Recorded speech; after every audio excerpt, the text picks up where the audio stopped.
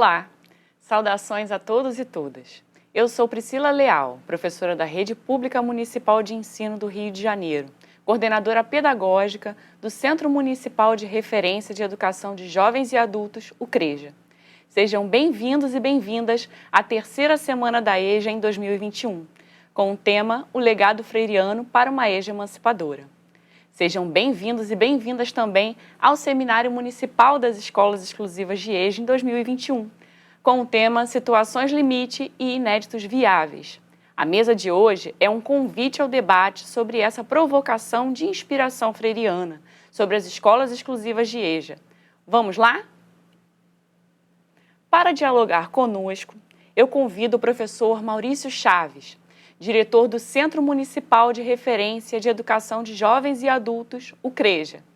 A professora Margarete Magri, diretora do Centro de Educação de Jovens e Adultos da Maré, o Seja Maré. E a professora Graziane Nepomuceno, diretora do Centro de Educação de Jovens e Adultos de Acari, o Seja Acari. É um prazer receber vocês aqui. E antes de seguirmos, eu lembro que todos os programas da terceira semana da EJA podem ser revistos a qualquer hora no YouTube da Multirio. Vamos lá, professores, poderíamos iniciar essa conversa apresentando brevemente a estrutura e a organização das escolas exclusivas da EJA do município do Rio de Janeiro. Considerem, claro, as especificidades dos seus territórios, centro da cidade, Maré e Acari. Vamos conversar com o professor Maurício para conhecermos também melhor as competências do CREJA, o Centro de Referência da EJA. Podemos, professor Maurício? Sim, podemos.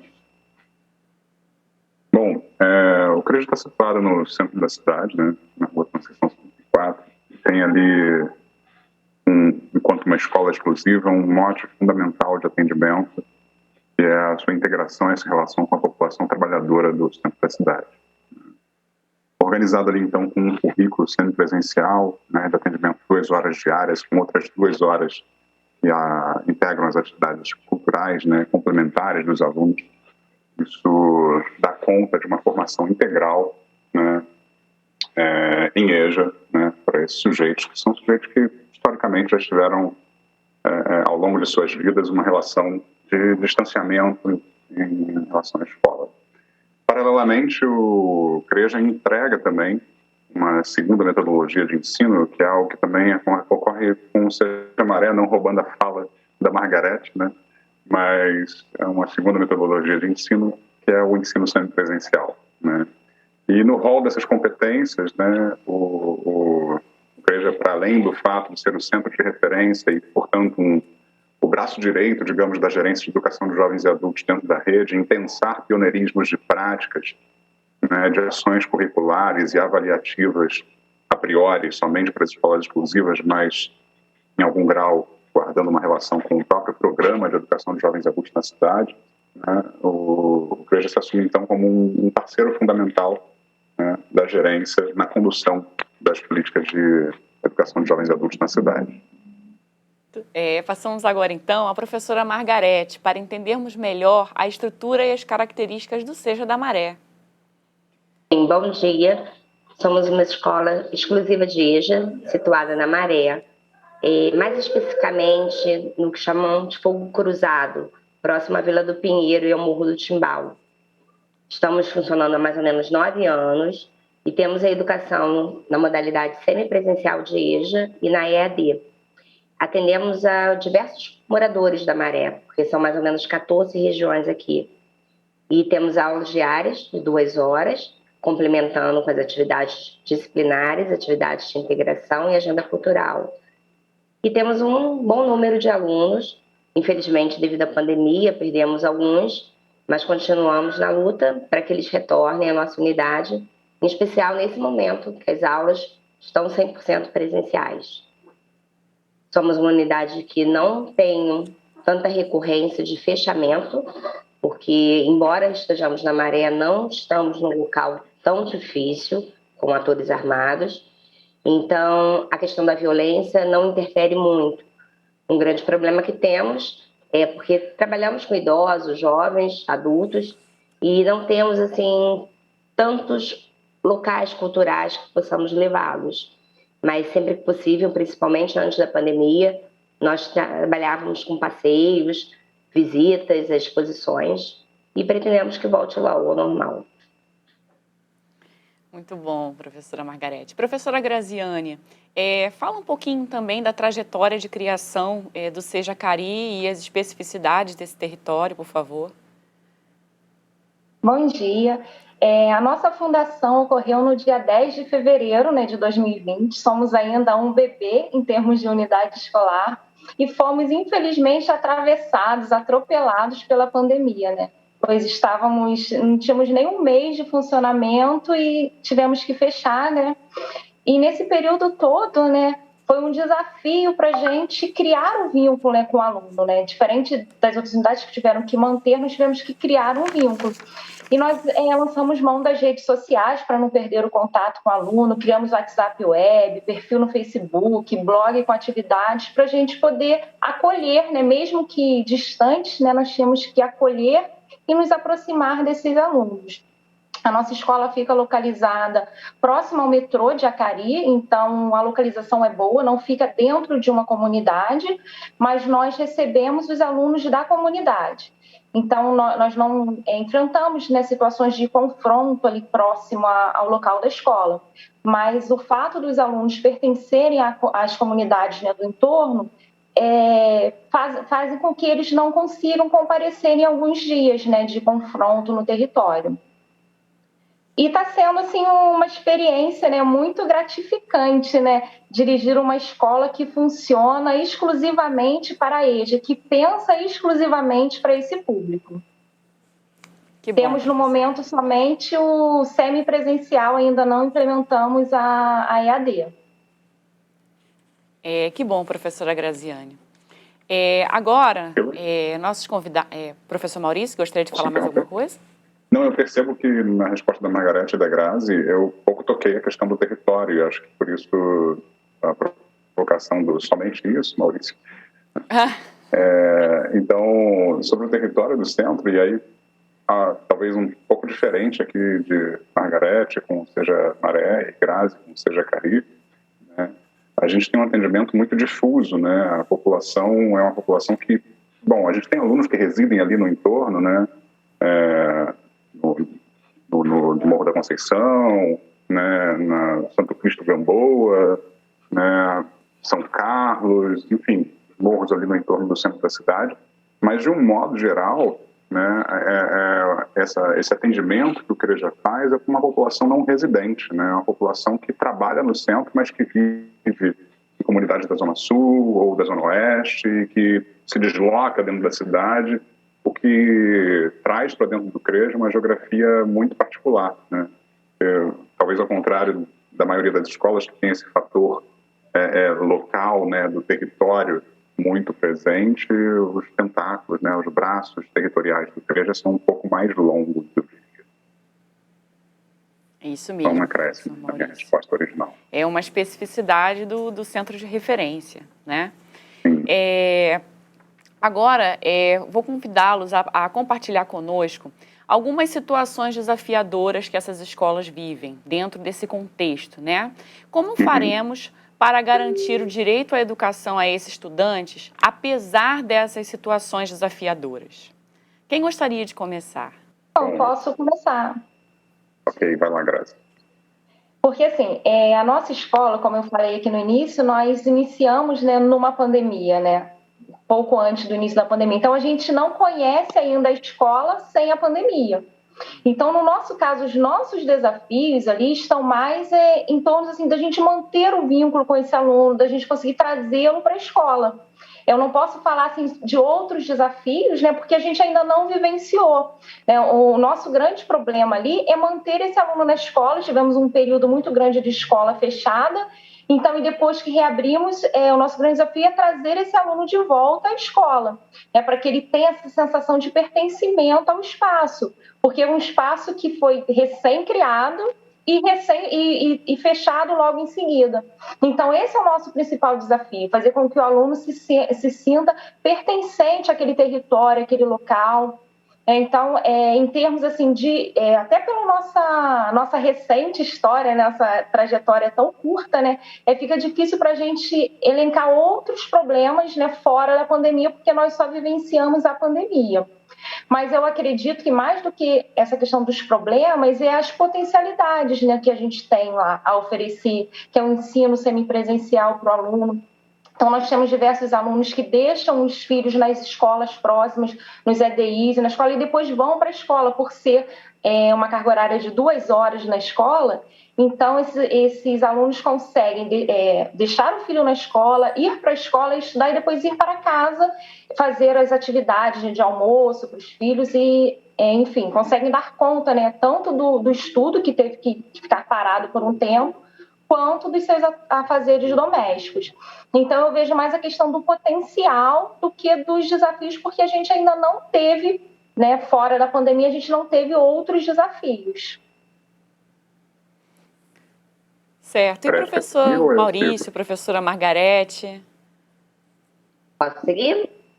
Eu acredito que o grande desafio de todas as unidades escolares, mas em especial da voltada para o público da EJA, é realmente acabar com essa evasão, minimizá-la pelo menos. Nossos alunos com a pandemia, a evasão foi muito grande devido a vários problemas. Dentre eles, eu acredito muito na saída do aluno da cidade do Rio de Janeiro, do seu retorno para a sua cidade natal. E, como a Grazi falou, a questão do vínculo. Nós já tínhamos um vínculo, porque nós já estamos aqui há 8, 9 anos. Mas esse vínculo foi quebrado de uma certa forma, porque muitos perderam o contato com a unidade escolar, não tiveram mais celular, mudaram de residência. E, embora tivesse uma busca ativa desde o ano passado, nós não encontramos muitos alunos. E o grande desafio, na verdade, também foi o ensino remoto. O aluno da EJA não estava preparado para isso. O aluno da EJA ele tem que ser visto de uma maneira diferenciada, de uma maneira especial. Nós temos alunos ainda no processo de alfabetização. Muitos não possuem um celular, muitos não possuem acesso à internet, não sabem manusear. Então, o nosso grande desafio, para mim, para a nossa unidade, é a questão do ensino remoto. É a manutenção desse vínculo e fazer com que o aluno continue sendo protagonista e acredite que ele pode. Embora com vários problemas, ele tem que ser autônomo, mas essa autonomia, ela de certa forma ainda precisa de nós. Que nós estejamos por perto, que nós possamos ouvi-los e ajudá-los. Eu acredito que isso só no dia a dia mesmo, com esse retorno, com esse ensino presencial, dele voltar às 2 horas, que por mais que pareça pequena, mas essas 2 horas, elas fazem muito na vida dos nossos alunos, que às vezes saem daqui para trabalhar, buscar o filho na escola, tomar conta da casa. Então, é desenvolver mesmo essa questão do protagonismo dele se tornar um ser autônomo e acreditar que ele não pode evadir mais da escola. Já basta que ele sofreu durante tanto tempo no regular. Certo, professora Margarete. E professor Maurício? Bom,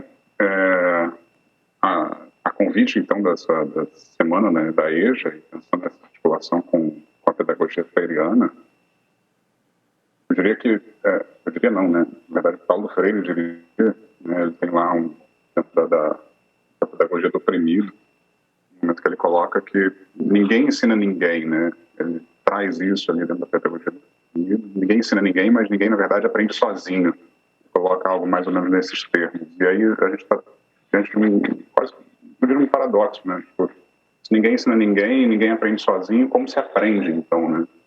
E acho que isso é um pouco do que Margarete coloca, né? Como aprender nesse contexto em que ninguém ensina ninguém, mas ao mesmo tempo ninguém aprende sozinho, num cenário que foi esse cenário 2021 de pandemia. Eu chego ao CREJA para dirigi-lo já no 2º ano da crise sanitária, né, do desenvolvimento da pandemia de Covid, e me pergunto exatamente isso, né? Acho que não sou um profundo leitor do Paulo Freire, porque a minha formação é em geografia, e nas licenciaturas, nas universidades, via de regra, pouco se lê Paulo Freire. ser um pouco mais comum dentro dos cursos de pedagogia ou dentro dos cursos normais, né, de ensino normal. Mas mesmo com essa parte da leitura que carrego do Freire, isso foi um primeiro grande desafio na minha chegada ao CREJA, né? Pensar, bom, se ninguém aprende sozinho e se ninguém ensina ninguém, como é que esse ensino vai se dar? E o próprio Paulo Freire complementa isso dizendo, essa aprendizagem ela precisa ser mediatizada pelo mundo, né? Então a gente aprende no seio das relações, né? E quando ouço Margarete falar como lidar com esse contexto do ensino remoto, sendo conhecedor da realidade da educação dos jovens e adultos, desse público que é atendido por nós, né? E sabidamente esse público carrega uma trajetória de fracasso escolar, está retornando tardiamente, se é que existe essa ideia do tardio para a escola, numa condição que, via de regra, é uma condição delicada, né, de pouco ou de extremo ou limitado tempo, em razão de trabalho, em razão de cuidados com a família, né? Entendo que o desafio fundamental foi fazer dessa escola uma escola democrática, né? Fazer dessa escola, dentro do contexto da pandemia, uma escola democrática. Porque, dentre outras coisas, era necessário pensar a democratização do acesso à internet. E aí cabe aqui, não numa mera fala institucional, dar espaço a uma ação que foi fundamental dessa gestão que está posta, que foi a estratégia do Reeduca, né? O Reeduca com franqueamento de dados, ainda que sabendo que faltava hardware a alguns indivíduos, né, alguns alunos, né, faltava o aparelho, faltava o computador ou o celular para se conectar ao Reeduca, tinha lá a TV, tinha lá as estratégias possíveis, né, dentro desse cenário de fazer com que esse aluno se sentisse envolvido e tocado por uma rede que foi profundamente, como todas as outras, né, não é uma exclusividade da rede do Rio de Janeiro, afetada pela pandemia. Então a pergunta que eu logo me deparei nessa chegada para dirigir uma escola em contexto de pandemia foi como, né, como promover uma experiência de cogestão, porque isso é muito fácil de se pensar dentro de uma escola aberta, né? Uma escola que está ali atendendo o público, que está ali integrada à comunidade, como me parece ser a realidade do Seja Maré, como me parece ser também a realidade do Seja Cari, como não é tão especificamente a realidade do CREJA, né? O CREJA está ali dentro do Saara, e por mais que tenha comunidades próximas, né, moradores e alunos, né, essa rede de moradores e alunos próximos ali nos morros do centro da cidade, essa integração ela não é tão evidente, como eu diria ser no Seja Maré e no Seja Cari. Eu me perguntava isso, né, como tocar uma experiência de cogestão num cenário que é um cenário pandêmico, né, e ao mesmo tempo promover uma valorização desses sujeitos, que são sujeitos que, via de regra, são naturalmente invisibilizados, seja pela sua formação, né, seja pelo espaço que ocupam dentro de uma sociedade, enquanto operários, enquanto serventes, enfim, trabalhadores de baixo posto, né, que a gente coloca dentro dessa hierarquia, né, do sociológico, que poderia dizer das relações de trabalho dentro da cidade, sujeitos invisibilizados, né, e invisibilizados também nesse cenário pandêmico pela questão tecnológica, né, do acesso, da falta de acesso. Então, eu tentei me colocar ali numa experiência de escuta entre os anseios e as necessidades desse público que eu atendo dentro da igreja e, ao mesmo tempo, os anseios e as necessidades da rede, né, da Secretaria Municipal de Educação.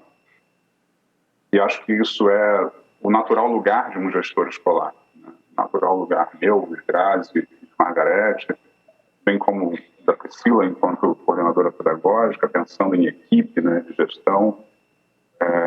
Nosso natural lugar é promover essa articulação, né, entre interesse público, política pública de educação, e o interesse comunitário.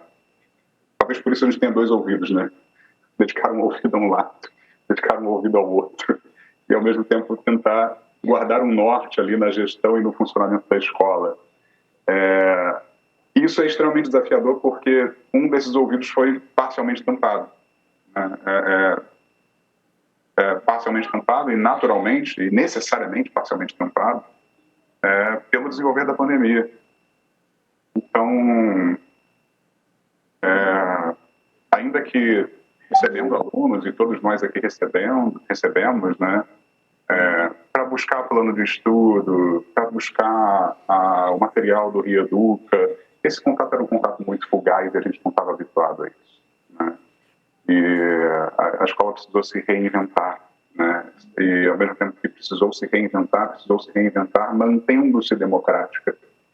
Eu entendo que o principal desafio que tive nesses 10 meses que estou ali de gestão do CREJA tenha sido esse, né? E arrisco a dizer que talvez tenha sido o desafio de todo e qualquer diretor dessa cidade dentro desse cenário de educação pandêmica, né? Bom, e dou muito valor a essa necessidade de fazer uma escuta da comunidade, ao mesmo tempo uma necessidade de fazer uma escuta dos documentos públicos e promover a educação pública efetivamente, porque essas experiências de cogestão que fazem da escola um ambiente necessariamente democrático e construído coletivamente, ela vem a partir do dissenso. Vocês não têm ideia do que foi a minha alegria essa semana, né? Em promover um cine-debate dentro da escola, como contrapartida de uma pessoa que me procurou, né, beneficiária da Lei Aldir Blanc, que veio oferecer 2 cine-debates na escola, e acho que foi a experiência mais próxima do que eu me lembrava ser a escola antes da pandemia que eu tive, desde que saí da CEF, porque em 2020 eu estava trabalhando lá na Coordenadoria de Ensino Fundamental, e em 2021 vim para o CREJA, né?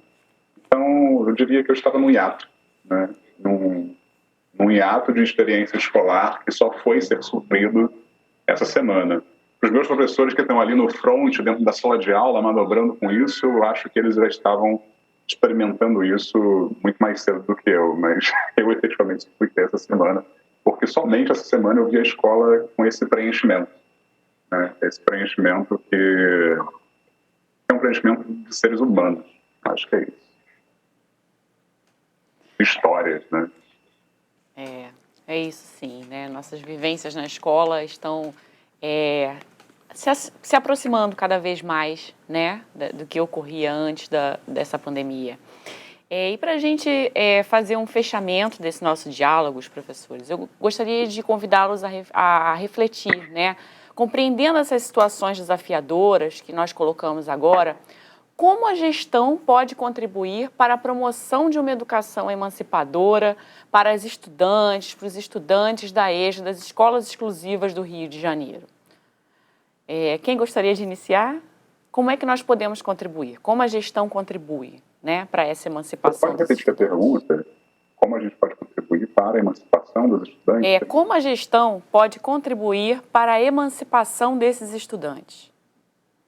Certo. Meninas, eu consigo, vocês seguem? Graziane, Margarete. Por mim, pode continuar, amor. Tá. Então, vou pegar a fala aqui, já que eu estou aqui. Bom, eu acho que na minha fala anterior, eu talvez tenha falado um pouco disso, assim, porque a gente lida com sujeitos que são sujeitos invisibilizados dentro da sociedade, né? E foram profundamente invisibilizados dentro desse contexto de educação pandêmica. Então, o desafio fundamental é torná-los visíveis, trazê-los de volta a um certo sentido de cidadania. Talvez isso seja um quinhão muito particular do CREJA, uma vez que a gente tem ali um massivo atendimento de alunos abrigados em instituições, né, em instituições de acolhimento da Secretaria Municipal de Assistência Social, abrigos, hotéis solidários e tal, e também população de rua.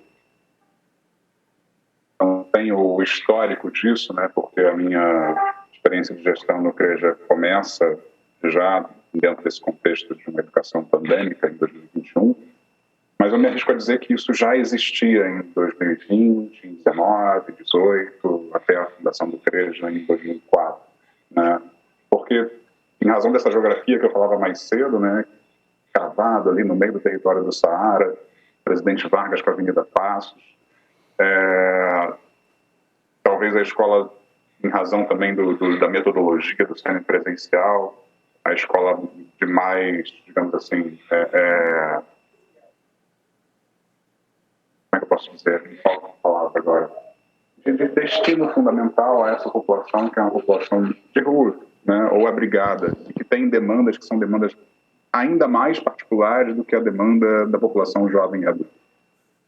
Então, visibilizar esses sujeitos através da educação e resgatá-los a todo um processo de cidadania, inclusive promovendo articulação, isso foi algo que eu tentei promover nesses primeiros meses ali de gestão com a própria Secretaria Municipal de Assistência Social, com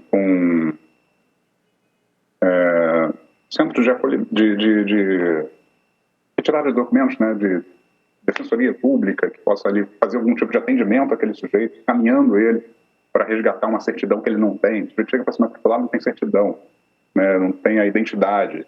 E eu quero matricular, é evidente que quero, né, é importante que a escola esteja aberta a esse sujeito. Mas, ao mesmo tempo, nessas escutas que eu falava anteriormente, entre os anseios, né, de uma comunidade, os anseios do Estado, eu preciso matriculá-lo tendo os documentos. Então, acho que é isso. Olha, eu te matriculo aqui, mas eu preciso que você tire esses documentos. Então, vai ali naquele centro comunitário de atendimento, tenta tirar esses documentos, conversa com essa pessoa, né, ela vai te ajudar. Essas articulações, elas também são importantes, né? Chamar pelo nome é um negócio que parece bobo, mas tem sido um esforço que eu tento promover lá dentro da escola, que o sujeito passa a se reconhecer, né? E aí volta a pensar de novo essa população de rua. Quem de nós aqui para conversar com alguém na rua? Ninguém, né? Tem medo de ser assaltado, ou a gente está correndo demais daqui para ali e não tem tempo para ouvir que o sujeito quer, na verdade, bater um papo. É evidente que no meio daquele papo ele pode pedir um prato de comida, um salgado ou qualquer coisa. Ele quer ser ouvido, ele quer ser visto. Então, particularmente, eu diria que lá na igreja, uma das formas fundamentais de valorizar, né, promover essa valorização do aluno, se daria nessa vida. Tá certo, professor Maurício. E, professoras, como vocês acreditam que essa gestão pode contribuir para uma educação emancipadora desses estudantes? Priscila e colegas, a gente acredita que da gestão da EJA, do Seja Maré, da importância mesmo, como o Maurício diz, de tornar esse indivíduo real, verdadeiro, não deixá-lo para trás e trabalhar com a questão do afeto, do carinho. Quando o Maurício falou de chamá-lo pelo nome, é o que nós tentamos fazer aqui diariamente. O aluno não pode ser um número, ele tem que ser uma pessoa. E o aluno da EJA, quando eu bato na tecla, que eu acredito que seja chata até, mas ele tem que ser visto com um olhar diferenciado, ele precisa disso porque ele já sofreu muito na vida escolar dele.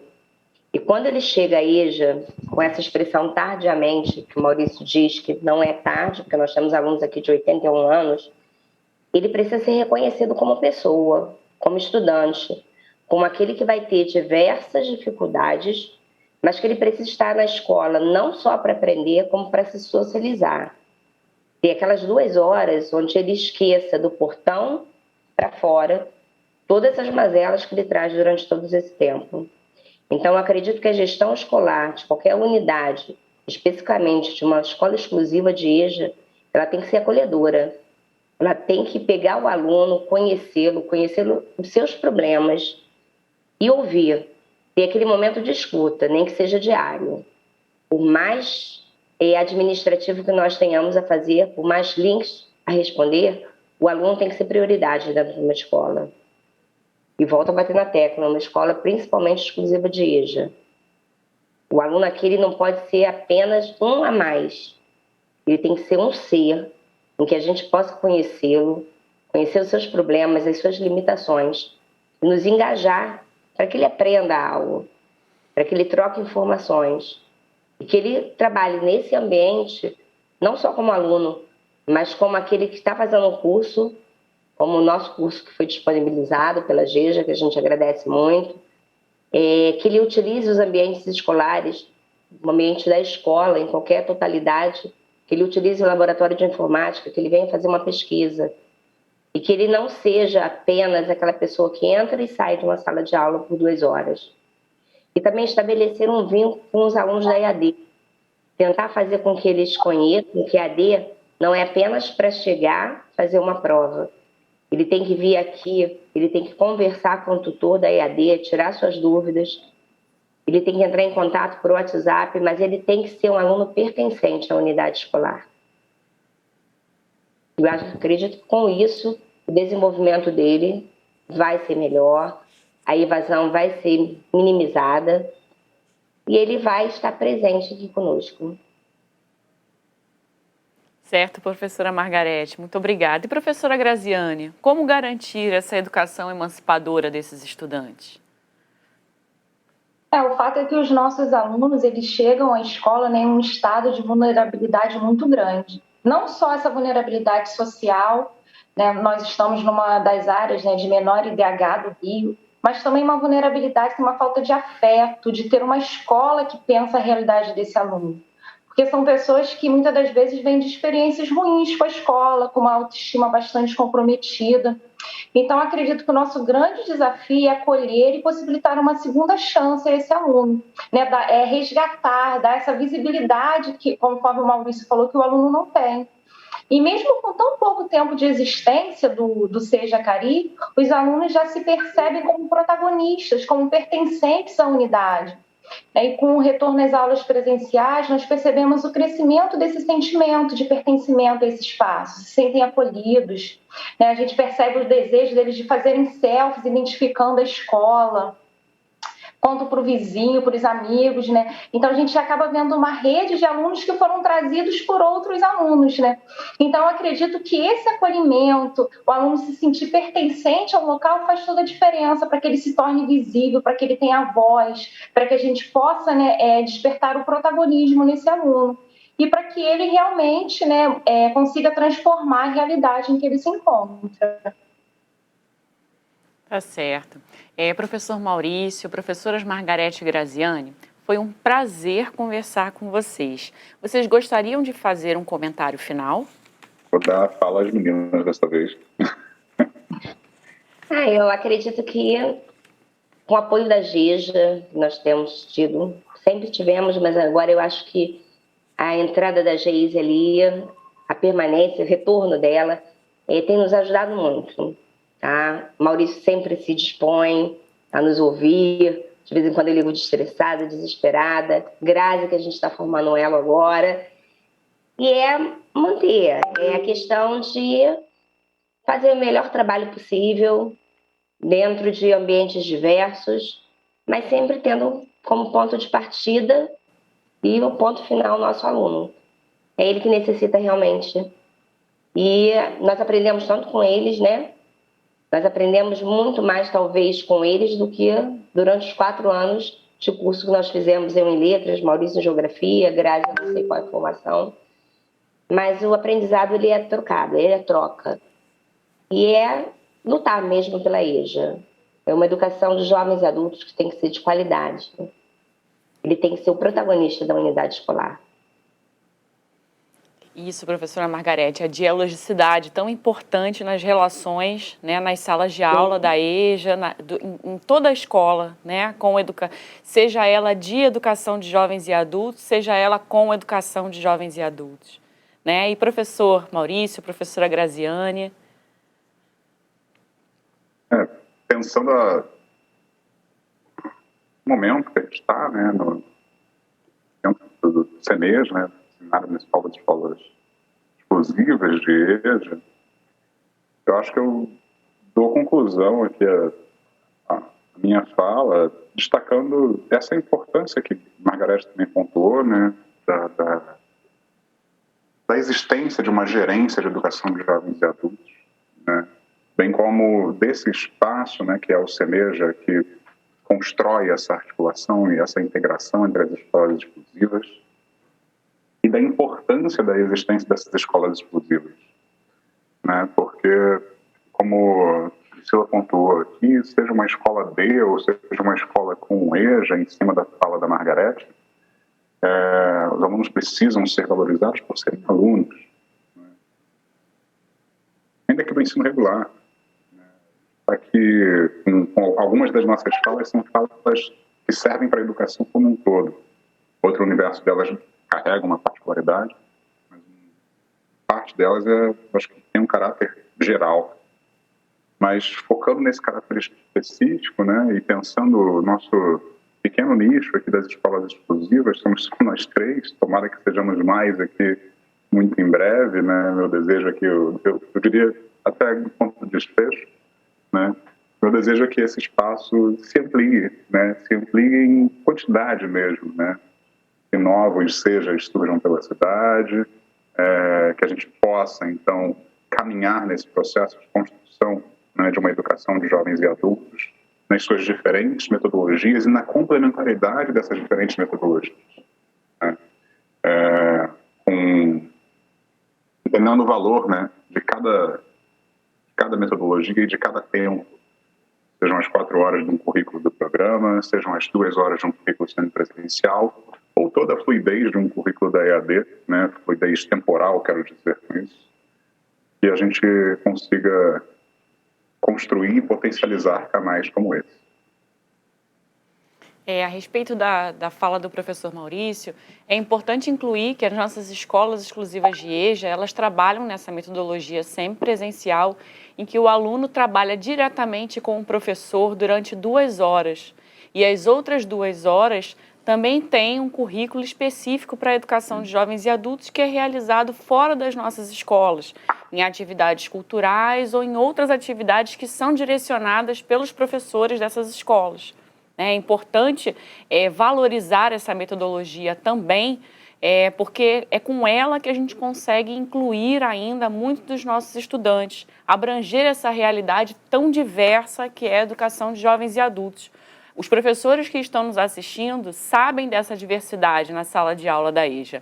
E essas escolas exclusivas, elas precisam existir exatamente para levar a possibilidade de estudo a essa demanda que não consegue passar as 4 horas dentro de uma escola diariamente. Tá? E, professora Graziane, quais são as suas considerações finais? Para encerrar, eu só gostaria de dizer que o SEJA, né, é uma possibilidade muito grande para os nossos alunos, né, porque conforme você falou, tem alunos que não têm o horário da noite disponível para trabalhar, para estudar as 4 horas. Então, essa carga horária mais flexível permite com que todos os alunos tenham acesso, né? Então, é uma escola pensada exclusivamente para esse público, né? Não que as outras não sejam, mas quando você tem uma escola... Eu já tive a oportunidade de dirigir uma escola com a EJA, então você tem todo o ensino regular e a EJA. Então você tem que pensar os 2 universos. E quando você tem uma escola exclusiva de EJA, a escola toda está em prol daquele aluno, daquela modalidade. Então é uma experiência muito boa da gente poder, né, estar efetivamente pensando na EJA. Exatamente. E a título aqui de curiosidade, o Centro Municipal de Referência de Educação de Jovens e Adultos, ele existe desde o ano de 2004, tá? O Centro de Educação de Jovens e Adultos da Maré, 2012, não é, professora Margarete? Sim, 2012, em agosto de 2012. Agosto de 2012. E o Centro de Educação de Jovens e Adultos de Acari, como a professora Graziane já mencionou, surge em 2019, né? Um pouco antes aí do evento da pandemia. Bom, 2020, na verdade. 2020, né? Desculpa, professora Graziane, 2020, como foi mencionado já. Demais, eu gostaria de agradecer, obrigada, professoras, professor Maurício, e obrigada também a você que nos assiste. Peço que curtam o nosso vídeo e compartilhem nas nossas redes sociais. Não deixe de se inscrever aqui no canal e siga a EJA Rio no Instagram, @EJARioSME. Agradeço também à Secretaria Municipal de Educação, à Subsecretaria de Ensino, à Coordenadoria de Ensino Fundamental, à Gerência de Educação de Jovens e Adultos, à Escola de Formação de Paulo Freire, à Multirio e a toda a EJA Rio. E não esqueçam, amanhã teremos mais uma mesa da 3ª semana da EJA Rio, nesse mesmo horário e nesses mesmos canais. com o tema Pensar uma Educação Emancipadora em Narrativas de Professoras Orientadoras da EJA. Não perca! Até a próxima!